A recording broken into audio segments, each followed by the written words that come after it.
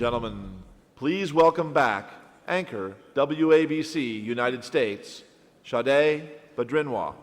Hello, everyone. That was great hearing Robert De Niro, right?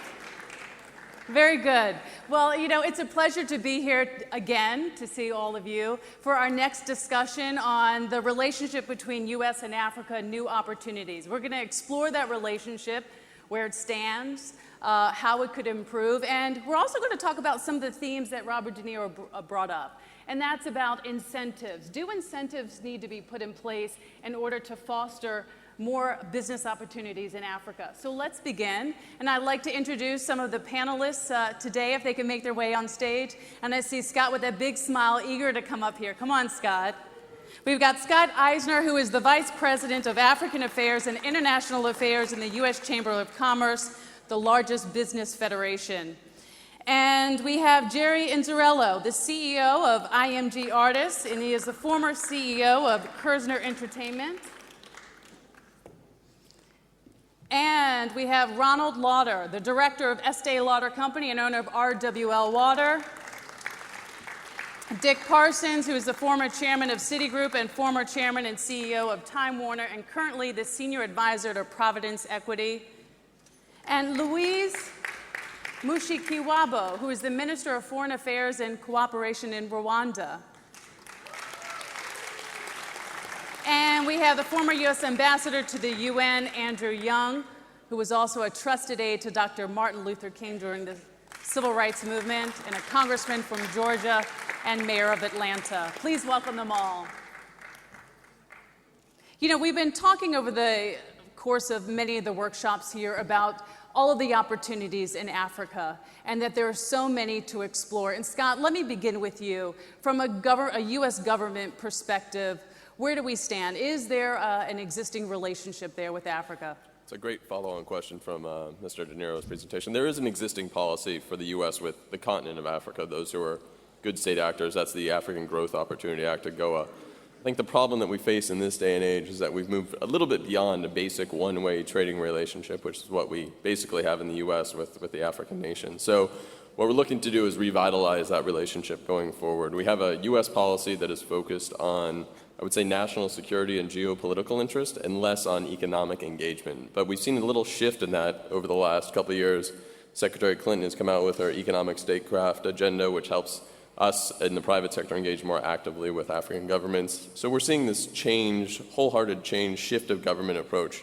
There's things that we still need to do in a personal, not speaking on behalf of the U.S. business community, but I'd like to see a monumental shift in the way we deliver aid internationally. I think we spend too much time focusing on the word aid and development rather than a cohesive approach that ties all of the U.S. government agencies together, much like they do in other nations such as China or India or elsewhere, where they bring a whole package, this whole slew of activities together.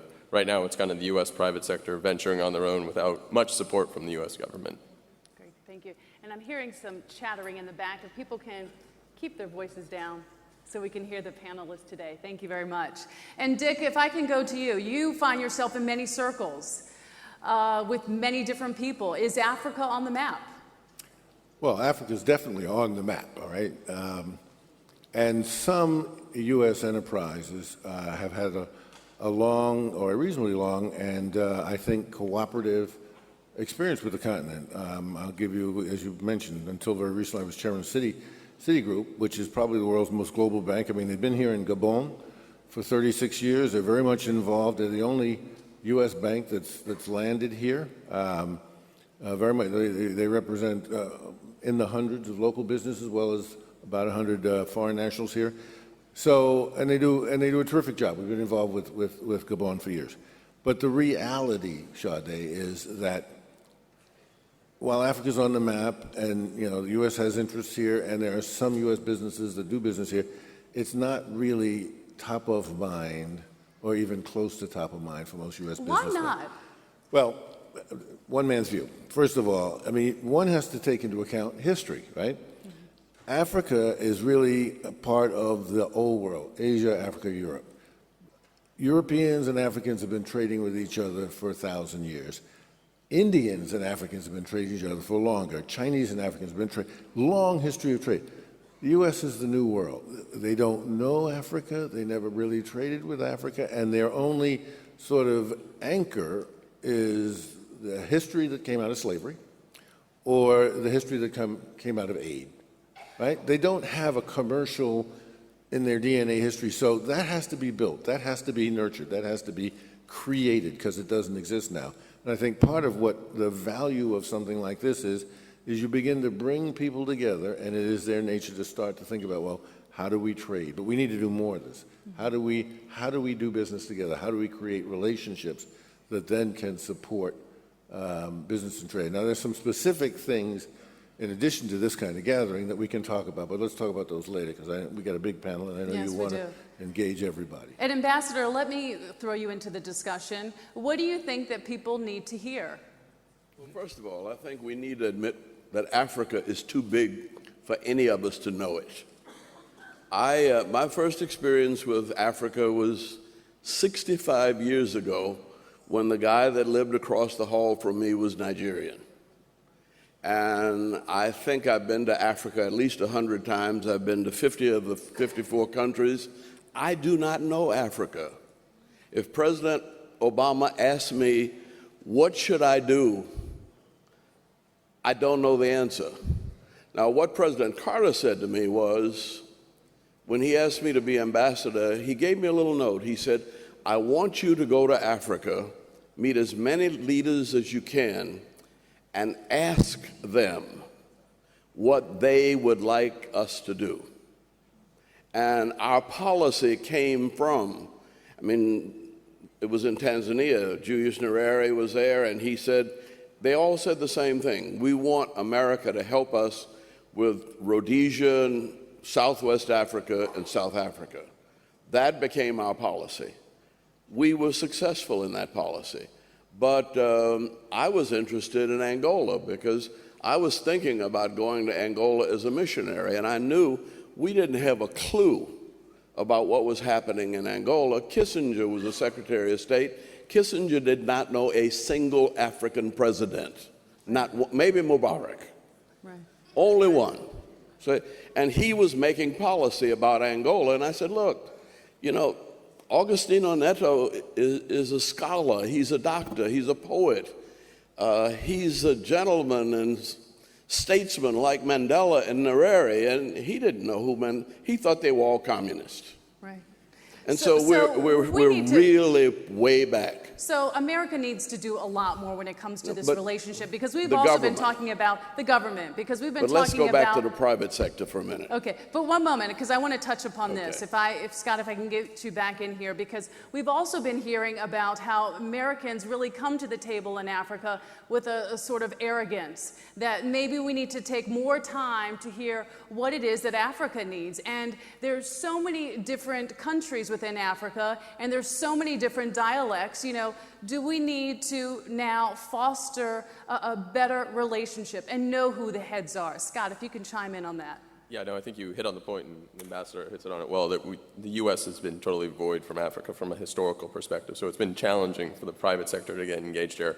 And we come at from an angle that we're looking for a fast delivery. We see it as a place where we see business in general as something that can get done in a couple weeks at best. And we have to realize that in Africa, it's much more cultural. It's much more influenced by how the relationships are matured and brought along. And most American businesses, from my experience, forget that that's part of the aspect of doing business in Africa. It's the cultures are totally diverse. There's thousands of languages, thousands of different cultures. So we really need to, as a business community, understand the cultural part before we start dealing on the business part. And we have to realize that things are going to take time to progress. I have many members of the chamber who are trying to do business in Ghana, for instance, and it's taking a very long time, even though they're huge multinational companies with thousands of employees are trying to rehabilitate the port there. And it's taking a while for the government to react to them, and they're getting frustrated. But they don't realize that it's part cultural, part political, and so we have to realize that political risk is one of the biggest fears for companies as they're looking towards Africa, because from what we see, and I'm sure Jerry can touch on this, the image in America that we see of Africa is only the worst. Most of the time we see the Sudans,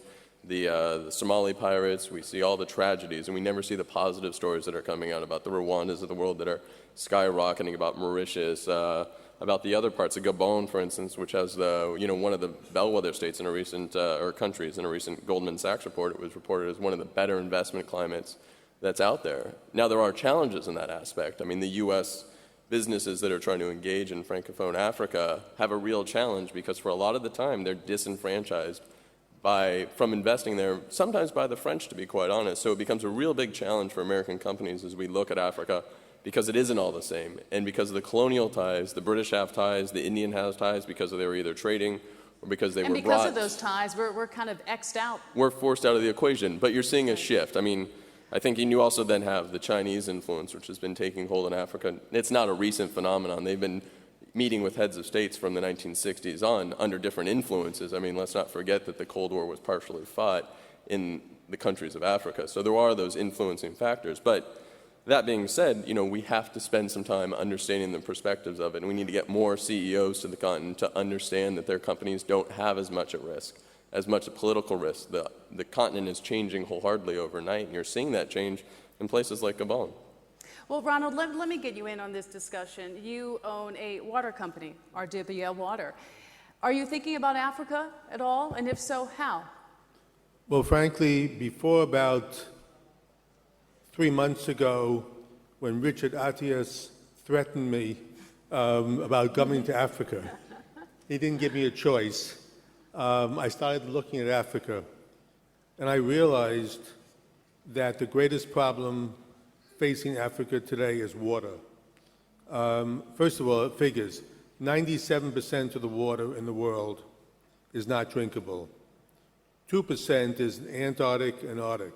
Only 1% of the water in the world is drinkable, and a great deal of it is not in Africa, and yet your population is growing.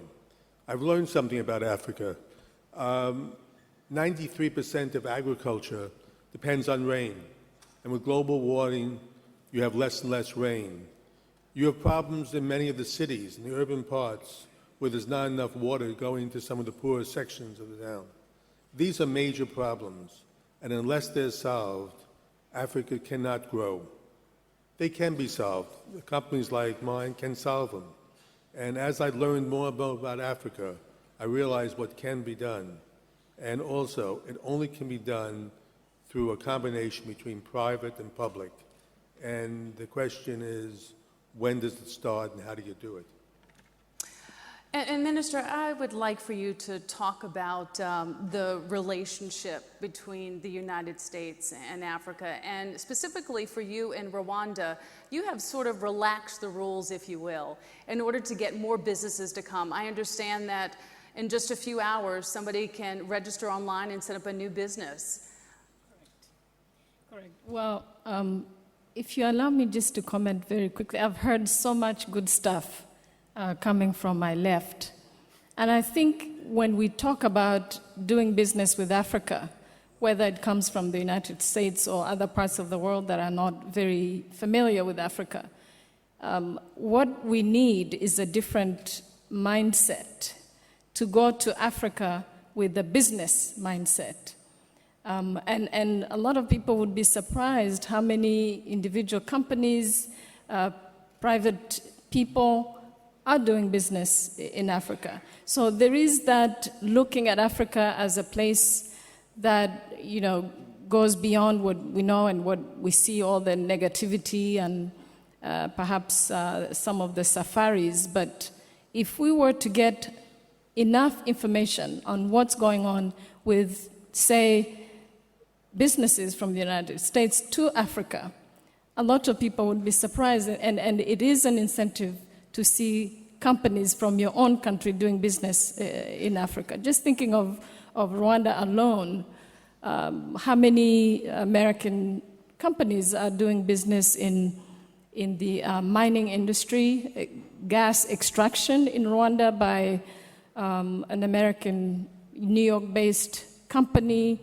Macy's selling Rwandan baskets. I think it takes an effort, but I think the time is now. Yeah, and I want to get you in here, Jeff, because I talked with this to the president yesterday about a marketing campaign. Does Africa need to present a different image to the world? Because there's so many misconceptions in the United States. What do you think needs to be done? And how important is it to really market a country? Yeah, I think for many years, the images coming out of Africa have always been negative images. And I think that's grossly unfair. So 20 years ago, as just one person, I said, you know, there's so much beauty on this continent, so much diversity in these spectacular 54 countries. The way to overcome that is to fight images with images. So counteract those negative images with positive images and encourage films to be done and television shoots. His Excellency and the wonderful people of Gabon recently did a series for American television with Survivor. And the visuals that people, all of a sudden now they say, wow, I didn't know hippopotamuses could surf. Mm-hmm. You know, they're positive images that come. When you look 10 years ago, what was happening in Rwanda, and you look now at the vision of President Kagame and his proactivity, you look at His Excellency, President Bongo, and his proactivity. The marketing campaign now has to go out and find all the beautiful things that happen in the country and make sure that these images are out there. Now, in America, from the tourism sector, there's great interest in Africa, really great interest. There are a few obstacles. One is that the heads of state have got to be more actively involved because there are 30, 40 heads of state around the world that are seeking these businesses to come. And if you wait now, they won't come. And that's why with President Bongo and President Kagame, they are out there representing their country. And I know there's a lot of responsibility. But the second thing is that a lot of the African countries are locked up on their competitiveness of their national airlines. And you simply can't get a lot of people to the countries in which they are. So when you free up, restrained trade and you free up competition with airlines, it makes it a lot easier for people to visit. We saw that in the 1990s in South Africa, and it resulted in hundreds of thousands of more people coming. And Dick, heading up Time Warner, you know all too well about media. What do you think Africa needs to do to really hit it home with Americans? And how can they use media and U.S. media to further their agenda? Well, I think that really is the question of the hour. You know, I was sitting here thinking, and I contributed to myself, this panel is explaining, what's wrong with America and American businessmen and why don't they see the opportunity in front of them. And that's a legitimate conversation, but it usually doesn't end up in any action. I mean, if you had sat around as a young girl saying, I'm an African American and this is an unfair country and they need to square themselves away before I join in the fight, you'd be still sitting around. You figured out what you had to do to get by and get over, and you did it, right? I think from Africa's perspective, they have to understand the nature of a lot of the reticence may be too strong a word, the ignorance of the American business community at least, and say, all right, how can we address that? Jerry just talked about that. We need to have some proactive, positive messages out there. That piece that was done in the FT, by the way, on Gabon and on President Bongo was fabulous. I mean, I don't know who arranged it, probably you, Richard. Your piece was a little weak, but the rest of it was terrific. But there are things that Africa and Africans and even Gabonese can do to make this a more hospitable climate. I'll give you two examples. Number one, and I think Rwanda has dealt with this more effectively than any other African nation, it takes forever to get in a position to do business over here. The paperwork will kill you. Now, we've got some leadership now that is talking the talk about let's make it easier and facilitate American businesses or foreign businesses doing business here, but the bureaucracy hasn't picked up the message yet. They haven't walked the walk. And you'd be surprised how big of an impediment that is, because while there is a lot that is valuable here to be gotten, there is almost nothing that is unique here to be gotten. And I remember I had a conversation with Warren Buffett once where he was telling me why he wouldn't invest in Time Warner. We had a filing that was like this thick. And he said, Dick, it's just too, I have so much money, I don't need to give myself a headache to invest in your company. It's too much to read. It's too complicated. I'm going to go someplace where the story is simple, where I can get it in a reading, and I can make a judgment. You may be the best thing since sliced bread, but it's too much work for me to find out. Too much work. Africa needs to think about that. The second thing is the leading edge of the wedge is not going to be large industrial combines except for extraction of raw materials, which is not in the long term what you want. You don't want a relationship with the rest of the world where they come in and just take your stuff, right? You want a relationship where they come and build businesses, etc. The leading edge of that wedge is going to be not the big banks and not the big companies, but private investors, private equity companies, hedge funds, those kind of guys who believe that they can take more risk because they can get more reward, because they're fast and nimble and on the ground and they can see what's going on. But you have to think about that process as follows. It's not only a coming in process, it's a getting out process. The way they make their money is they come in, they invest in local businesses, right? They grow those local businesses to a point where they are sustainable and can be of interest to other, even larger businesses or in consolidation, and then they extract their money and move on. Without capital markets, that process doesn't happen. So you're not going to be able to attract the kind of capital into these markets unless they see a way to get liquidity and get out down the road. And that's not an evil process. That's a good process. That's a process that sector of the financial community is designed to meet. But they have to see both not only a way to get in and get in relatively easily and efficiently, but how to get out down the road. So we've got to create capital markets here that give liquidity to investors, and we've got to take down some of the barriers to initial investment in the first place. And Minister, are you doing that? We are absolutely doing that. Rwanda has embarked over the last 4 years on major reforms in our trade system, in our starting business system, and it's paying off. What we did was to, first of all, make it easy to start a business. You come in.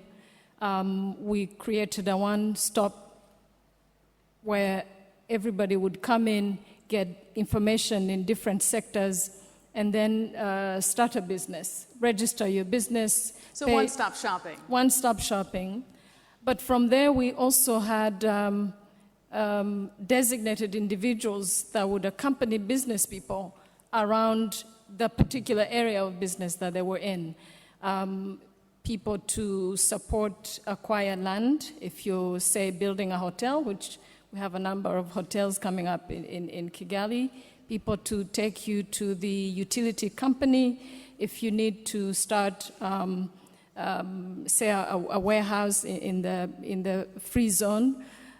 So we made it almost tailor-made to particular businesses and created specific incentives, including tax incentives for specific companies.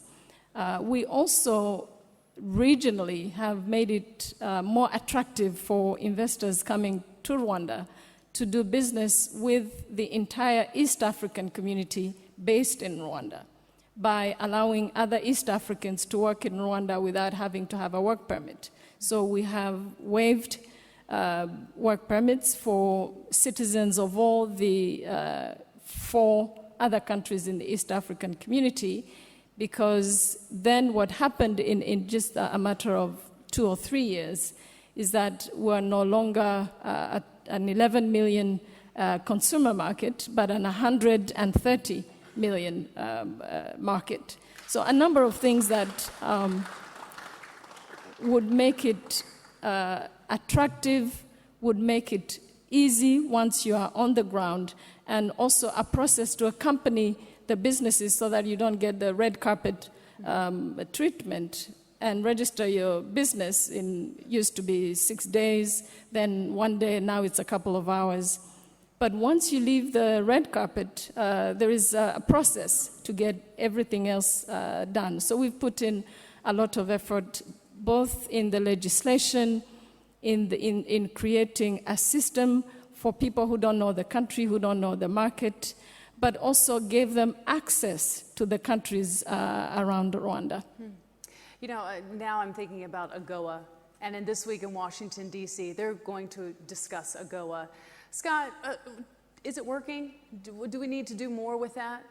And if so, what? I think it's working to a degree. You know, you've got, 1,600 or so products. Am I right on 1,600? I think only about 35, number 35, are utilized to export to the United States. AGOA is it's an interesting tool. 10 years ago, I think it's all we had to try to engage the African markets. Unfortunately, nowadays, we need to go to AGOA 2.0, where we expand the market for U.S. goods and services. By 2050, you're going to have the largest consumer base in the world located between North Africa and South Africa, between the Maghreb and down this way. And so we need to figure out ways at a U.S. government level, getting back to where the U.S. needs to do, to open up those markets to U.S. goods and services. For example, there's a U.S., not Estee Lauder, but there's a U.S. Women's fashion, what do you call it, makeup and whatnot. I don't use it, so I forget what the word is. Yeah, sorry. Anyways, they will import from Europe rather than taking the product from the U.S., which means jobs are lost in the U.S., because the Europeans have gone ahead and formed these economic partnership agreements with the African countries. Now, there's a fear there because, to the EAC question that was on the previous panel, it may break apart these unions because now you're becoming more strategic with one country. And to another point, there's an issue here where the U.S. needs to play a heavier hand in understanding, because we're losing market access. And if we lose market access, we're going to lose the opportunity to bolster our economy, which really needs it right now. And the other good thing about the U.S. investors is we have a very long-term view when we're investing. We don't want to be there for a short period of time, grab and go. That's not our mentality. So we want to be there for the long haul. That's why the investment by Walmart in South Africa, despite all of its challenges, is quite a good one, because it's going to bring new supply chains into the continent, perform efficiencies, allow the market to grow, allow those South African government institutions to grow upwards, and then become a springboard into the rest of the region. So where I see this is the U.S. has to do a lot more on the private sector side to enable our companies to get a much greater foothold into the continent and into specific countries. And we can only do that through mechanisms that the U.S. government negotiates. We have a free trade agreement in process with the Transatlantic Partnership. The U.S. needs to have a similar mechanism to allow the two-way trade between the U.S. and Africa. And Ambassador, I see you nodding your head. Yeah, but I want to talk about business, because we need Africa. There was a plant about to close down in Atlanta, and they make Earth Station satellites. Nigeria happened to need it. It was simply a matter of calling the president, telling him we had them. He flew some C-130s to Atlanta. While they were servicing them, we loaded them up, sent them back here. That's how Abuja got televised. General Electric was sitting on the huge gas-to-electric generators that they were looking forward to selling to Iraq. The war came. They were sitting there. They were about to close that plant in South Carolina until we put them together with Nigeria. It was a $580 million sale. I got a call in the middle of the night from the Minister of Transport from Gabon saying the Germans were supposed to deliver 2 diesel engines. This was back in the early 80s. Can you help me find diesel engines? Well, we called Pittsburgh the next morning. It was a $180 million sale. America is in a recession because it does not understand the African market. Africa needs everything we make. And if we're going to look out for ourselves and not have, do you realize the income gap right now between the rich and the poor and the lack of the middle class is threatening the survival of our society and our cities? And the answer to that is exports. And we've never focused on exports. We've always focused on bringing everything to America. And Africa is the one place, you can't sell anything to Europe, they're in recession. China isn't buying a whole lot. India isn't buying a whole lot. Africa can find a way to use everything we make. We might have to do some creative financial structuring, but we did it in the cities, and we grew cities from nothing to success. And Africa is just waiting for us, I think, to come and say, look, we need you. Okay. We're not trying to help you. Right. We're not trying to cure AIDS. We're not trying to keep you from starving. We're trying to do business because we need to do business to keep Americans working. Now, if Okay. we look at it like that, we get rid of all of this moral crap, which is crap. Yeah, I think also one thing So- that, And let's look out for our own enlightened self-interest, and that will be the way we will do the best for Africa. yeah, I think one thing that's happening now is that we're hearing over the course of these discussions is that Africa is saying, well, we don't just need the U.S., and we do have other players here. We have China. You know, we touched upon this yesterday. They are now becoming the dominant player in Africa. They're outspending the U.S. about 3-1. We're missing out on real That's not opportunity true. here and real growth. That's really not true. Their government is outspending, see? But when you talk about, if you talk about a company like Halliburton, they're just about everywhere there's oil, Halliburton is doing something. You talk about Brown and Root, you talk about Bechtel here, and they're spending real money. And our government does not relate, but our government doesn't relate to our cities either. You know, that we're almost in the position of being a corporate society in America. And it's that corporate society that's got to get involved with the free economies of the world. Yes, please. You know, my hero over here, the ambassador Andy, as I call him, isn't all wrong. We do need Africa, but Africa needs us. You know, you have to remember, the U.S. is still about, not quite, it's slipped a little, it's close to a third of the world GNP. Talk about the fat kid in the boat, right? The boat is ultimately going to go in the direction that the fat kid moves it. And so, you know, we need each other. We need each other. And the issue is, how do you create that imperative that the ambassador is talking about on both sides of the equation, and then come together in a mutually respectful way where the objective is to do a win-win as opposed to I'm here to help, or, you know, we don't need you because we have the Chinese. Neither of those formulations of the equation is going to work. And I come back to what President Bongo, with the help of Richard Atias and all of those who are participating in this conference, have started. It starts with just getting to know each other, frankly, just better, and understanding that, whoa, what Andy said is true. They need this, they need that, they need the other thing, and we can do business with these people. It's not been a part of either the African or the American experience historically to be trading partners. We just have to build that foundation. And Jerry, how do you think that can be done? Well, you know, my business is, you know, it's one of the easiest things because tourism immediately affects economic benefit both ways. Because, you know, manufacturing is difficult and, you know, it's hard to sell things and get plants open in different countries. But, you know, for every million tourists that go to a country, it creates 100,000 new jobs. And this morning there was a compelling success story about the employment that has been created in your wonderful country, Madam Foreign Minister, in Rwanda. So I think a big thing is that with tourism, every country has its unique thing. The 54 countries, there's no two in Africa that are alike. So something that I'm very passionate about, to get very practical on matters, is that if you look at a lot of the countries that have really prospered in the last 20 years, a lot of times they prospered for one reason, because they built airports that were much larger than the need at the time. And if you build it, they will come.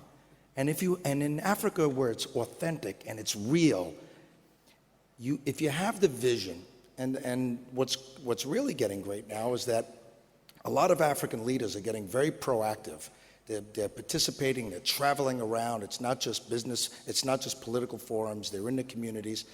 But if you build those airports and make it easy for people to come to your country, and then you give them the beautiful images that exist in the country, you don't have to make them up, they're here. Then the people will say, I want to see that for myself. And then they come. And my final little piece of the puzzle is that, to go to school and have the commitment, both financially and time, to get a Bachelor of Science, a master's degree, a doctorate, for every million tourists that you're bringing, you're hiring housekeepers, busboys, waiters. You're hiring people who the benefit happens immediately. Yes. Immediately. They actually say if I'm not mistaken, in Gabon, you employ one person and you're supporting 10 people. Yeah. So you're really helping to uplift a community. As we're talking about population trends and a growing middle class in Africa, and Robert, if I can get you in on the conversation, there's just an explosion that's happening here in Africa. As owner of a makeup company, are you now thinking about marketing makeup to other women here in Africa? Absolutely. But what I was trying to say, and I do agree with Dick, and one of the things that Ambassador Young said, the fact is that the middle class, although we're talking about growing middle class, every company he was talking about, private companies or public companies, but they're not government. We're talking about selling always to the government here. The problem is you're not building your middle class as a partner. It's too much government. We need to build the middle class. They have to have a way of getting the money to buy the thing, to buy the products. And one of the things that I do is I invest my own money. Most of the people who come from corporations are investing other people's money. When I invest my money, I want to know who my partner is. And usually I do not want a government as my partner. I want another human being who also has his money on the line. And I think that until you have that type of back and forth, you're not going to grow the way you should grow. Let's talk now about the importance of stability. We heard from Robert De Niro saying, that's what's going to attract Hollywood, first and foremost. There's got to be stability there, good governance. Can somebody weigh in on this one? He's right. I don't know about Hollywood. Although Hollywood, or what do they call it here, Nollywood, will come, and it's a big business. It's a big business, but it won't be the cutting edge, won't be the wedge. What does an investor want? An investor wants only a couple of three things. One, they want an opportunity where they can see over time is a key word, a return on their investment, which means they want a good business, they want transparency so they know what's going in, what's coming out, what comes back to me. They want a rule of law so that if things don't go exactly the way they're supposed to, they know exactly what happens after that. And then last but not least, they want stability, because in order for a real investment to happen and not just changing money, you need time. You need time. And time requires, a set of rules that aren't going to change, an environment where the business plan can be implemented or executed because it's safe. Guys can go to work and come home from work. Women can get to work and come home from work predictably, sensibly. You can educate a workforce, and they can execute the plan over time. And if all those things come together, and that's not complicated, but it's sometimes difficult to deliver. Right. And without stability, all the rest of it goes out the window. Right. And what do you say to that, Minister? I agree completely. And I think, what does stability mean beyond the absence of war, particularly when it comes to Africa? And for me, it means institutions, that governments and presidents and other people come and go, ministers of trade and so forth, but people should be comfortable enough that when one government, one administration goes, the one they had connected with, they can still go back to that country and do business. So for us on the continent, beyond just having a peaceful region, a peaceful country, it's building strong institutions. There is no way Africa can do business with the United States or any other part of the world without stability, but also perception of stability. And that's where the discussions on what people know about Africa, how much they know about Africa comes in. It's very, very important. So there is no substitute for stability when it comes to doing business. You know, yes. If I can say something about Rwanda that is unique, I think. The one Saturday a month, the entire government and all of the leaders, federal, state, and local community leaders, Saturday morning, they get out and clean up the streets. You still do that? Yes, we do. We've Yeah. No, but a young fellow was talking about being mayor of a city, and he was talking about passing laws against literacy. I said, that's a waste of time. You get out there and pick up the paper with the people for 1 or 2 months, and they'll get the idea that we want a clean city. And Rwanda is way ahead of anybody in terms of the involvement of the president out there picking up trash with poor folks. Now, you're talking about getting elected. He's never going to have any problem. And talking about great images out of Rwanda, you can even talk about that. I mean, we mentioned this before, that it was known for genocide, and now tourism is booming there. And you have people now checking out gorillas. Yeah, you know, I have a very simple theory that out of the 238 countries in the world, every country could fall into one of 3 categories in terms of image. Countries with great images, countries with very poor images or difficult images to overcome, and then an overwhelming amount of countries that have no established image. Now, Rwanda, I think it would be fair to say 10 years ago, had major problems with its image, but it was corrected because of leadership, because of the character of its people, and because it had naturally great things unique to Rwanda. Now, when you look at the mountain gorillas, people say, oh, if I want to see the gorillas, I can go to Rwanda, 800-900 gorillas. A spectacular country like Gabon has got like 33,000 gorillas, but no one knows it. Now, until those images come out, you look at the flag of Gabon. It's flanked by 2 black panthers. How many places can you go in the world and see black panthers? So the point is that in the age of globalization, heads of state now can't afford to let the image of their country just evolve naturally. You have to proactively manage your image. And in that management of your image, you can send out the good images and not wait for someone else to send out the bad images. So Africa needs to do more with that. Are you doing more with that? Well, And if so, how? We're doing more. First of all, we're conscious of the fact that image is important, not just because of the tragedy of the genocide and what the country went through, but looking around, you have as a country to distinguish yourself from other countries, from your neighbors, to be able to attract business.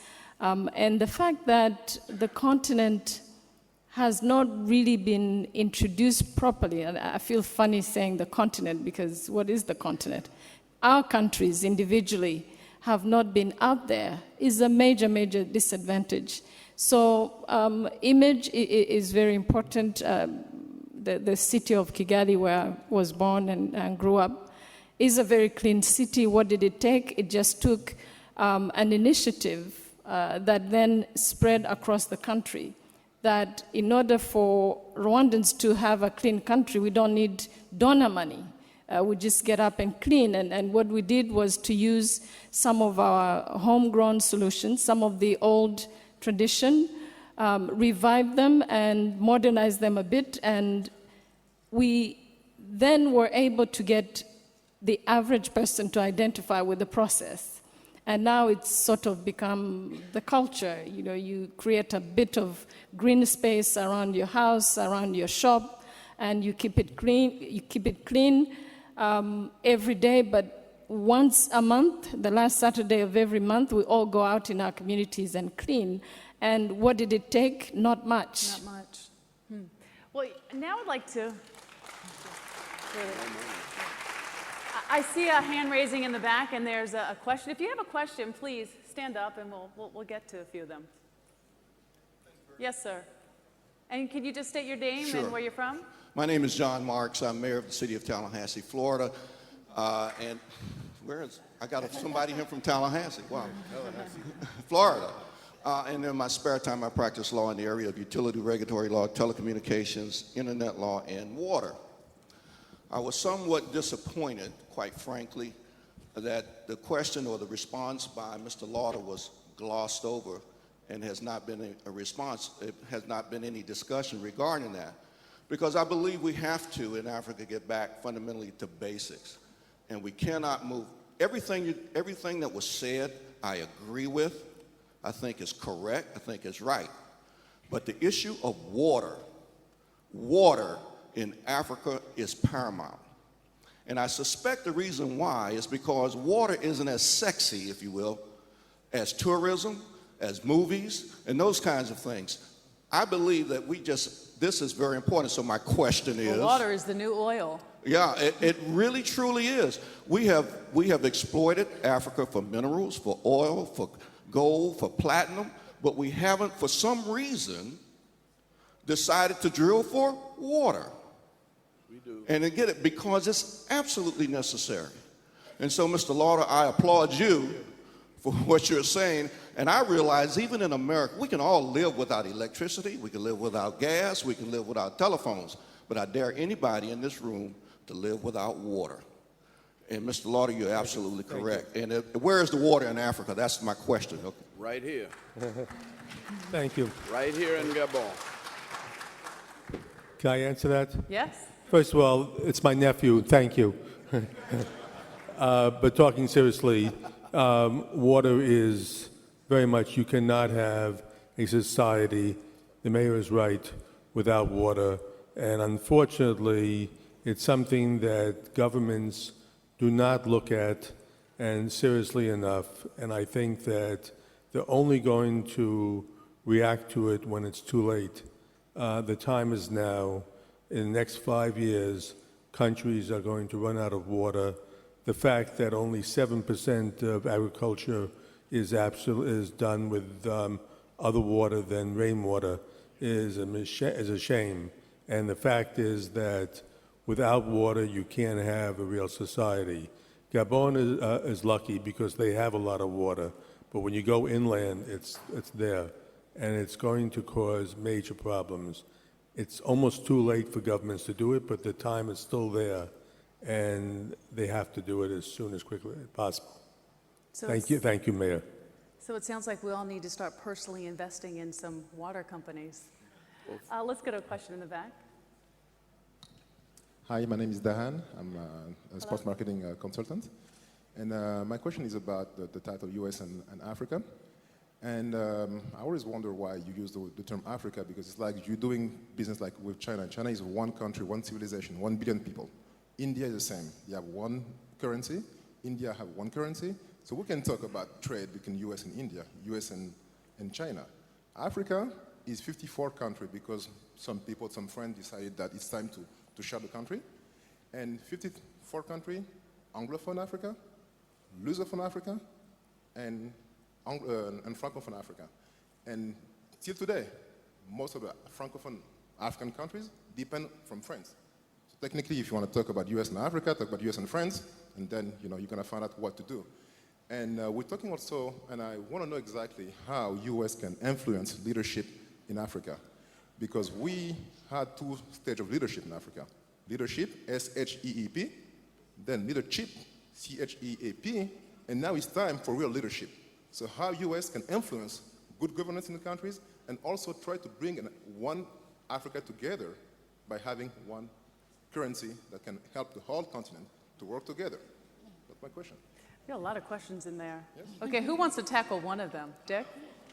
I hope we don't have language problems with this. I'm going to give you an answer by analogy.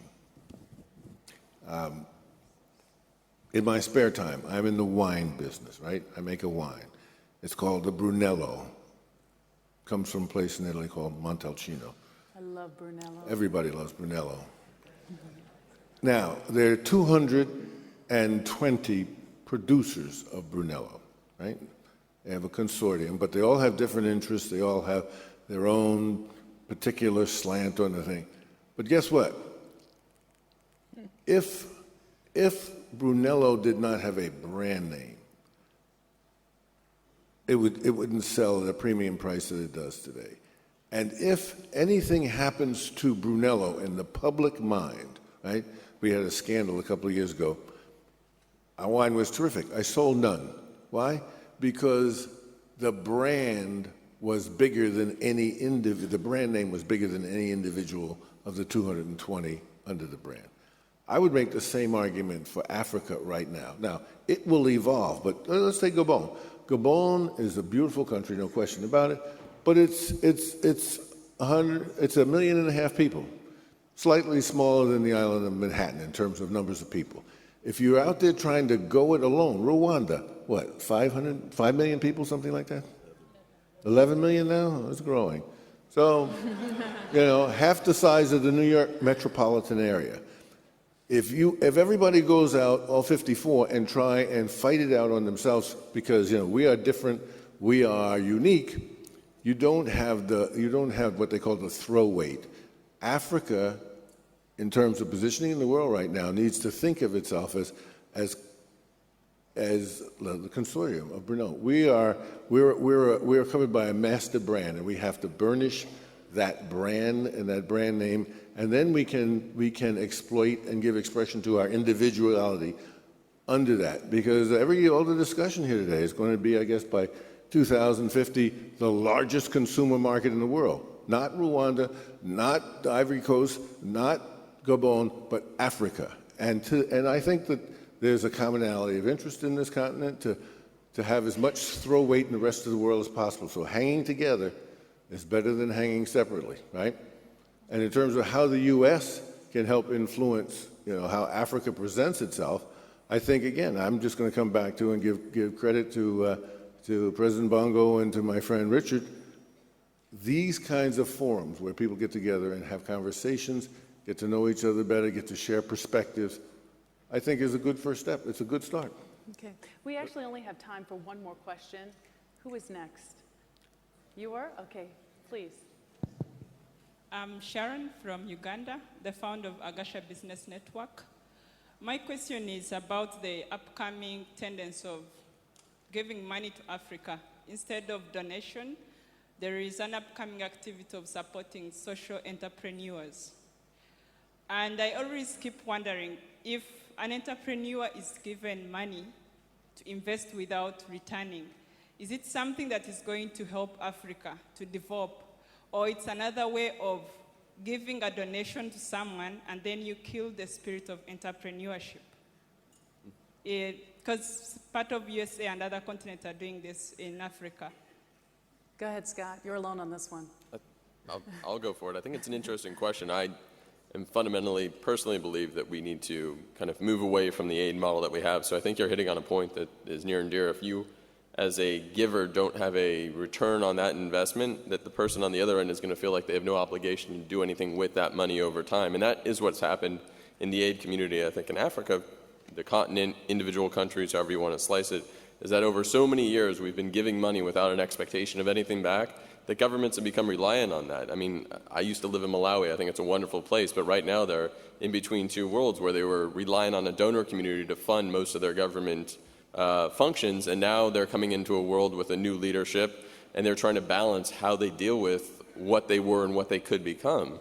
And so I think you hit on an interesting point that without an incentive back to the person who's giving you the money for reforms, then it's just money gone to waste. And it gets to the question that was asked before you about, what do you do to change governments in Africa? And from a personal standpoint, as a citizen of the U.S. who gives out thousands, millions and billions of dollars a year in aid, I think you reward those who are good actors and you take back what's not deserved of those who are not doing well. It's basic child rearing. If your kid's acting up, you don't reward them, you take it away. And so I think in the U.S. policy position, we need to start looking at how we take back, and sometimes we are going to have to choose winners and losers along the way, and you just hope that they react well to the fact that you're helping the friend and the neighbor next door and they reform their policies. Otherwise, you're just rewarding bad behavior. Well, Scott, thank you so much. And that concludes our panel discussion. I think we learned a lot here on both sides, from the U.S. and Africa. Thank you again for coming in to see this panel discussion. Let's give them a round of applause.